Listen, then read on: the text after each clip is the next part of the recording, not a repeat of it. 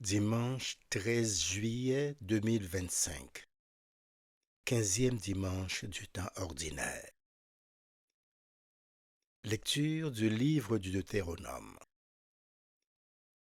Moïse disait au peuple, écoute la voix du Seigneur ton Dieu, en observant ses commandements et ses décrets inscrits dans ce livre de la loi, et reviens au Seigneur ton Dieu de tout ton cœur et de toute ton âme. Car cette loi que je te prescris aujourd'hui n'est pas au-dessus de tes forces, ni hors de ton atteinte.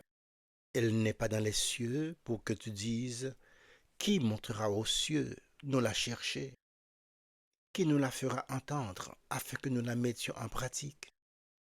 Elle n'est pas au-delà des mers pour que tu dises, qui se rendra au-delà des mers nous la chercher, qui nous la fera entendre afin que nous la mettions en pratique. Elle est tout près de toi, cette parole. Elle est dans ta bouche et dans ton cœur, afin que tu la mettes en pratique. Parole du Seigneur.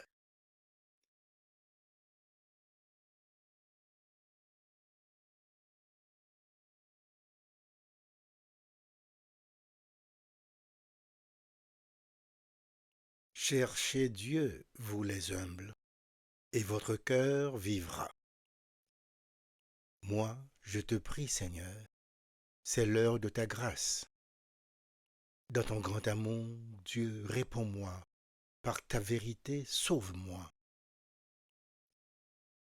Cherchez Dieu, vous les humbles, et votre cœur vivra. Réponds-moi, Seigneur, car il est bon ton amour. Dans ta grande tendresse, regarde-moi. Cherchez Dieu, vous les humbles, et votre cœur vivra. Et moi, humilié, meurtri, que ton salut, Dieu, me redresse. Et je louerai le nom de Dieu par un cantique. Je vais le magnifier, lui rendre grâce. Cherchez Dieu, vous les humbles, et votre cœur vivra. Les pauvres l'ont vu, ils sont en fête. Vie et joie à vous qui cherchez Dieu. Car le Seigneur écoute les humbles, il n'oublie pas les siens emprisonnés. Cherchez Dieu, vous les humbles, et votre cœur vivra. Car Dieu viendra sauver Sion et rebâtir les villes de Juda.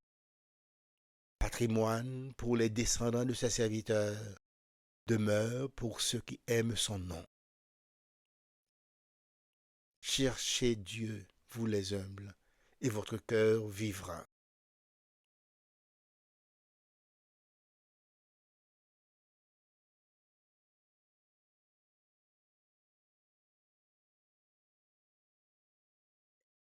Lecture de la lettre de Saint Paul apôtre aux Colossiens. Le Christ Jésus est l'image du Dieu invisible, le premier-né avant toute créature.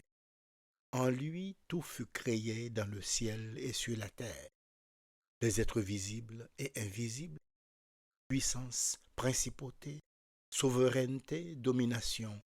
Tout est créé par lui et pour lui.